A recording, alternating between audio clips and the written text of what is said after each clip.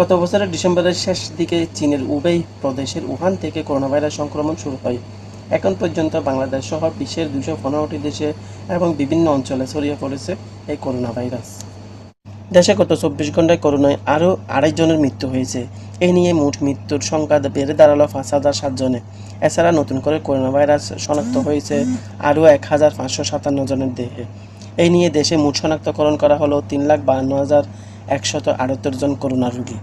মঙ্গলবার 22 সেপ্টেম্বর আজ বিকেলে করোনা ভাইরাস নিয়ে সংস্থার অতিরিক্ত মহাপরিচালক প্রশাসক অধ্যাপক নাসিমা সুলতানা স্বাক্ষরিত সংবাদ বিজ্ঞপ্তিতে আরও জানানো হয়, এ সময়ের মধ্যে সুস্থ হয়েছেন বাংলাদেশে 2,073 জন। এ নিয়ে মোট সুস্থ হয়েছেন 2,60,790 জন। এদিকে করোনা ভাইরাসের আক্রান্তের সংখ্যা ও প্রাণহানির পরিসংখ্যান রাখা ওয়েবসাইট ওয়ার্ল্ড মিটারের তথ্য অনুযায়ী মঙ্গলবার সকাল পর্যন্ত বিভিন্ন দেশে করোনা ভাইরাসে আক্রান্ত হয়ে মৃত্যুবরণ করেছে 9,69,296 জনের এবং আক্রান্তের সংখ্যা দাঁড়িয়েছে 3,14,82,270 জনে। এর মধ্যে সুস্থ হয়ে বাড়িঘরে ফিরে গিয়েছেন 2,31,10,022 জন। The time has come.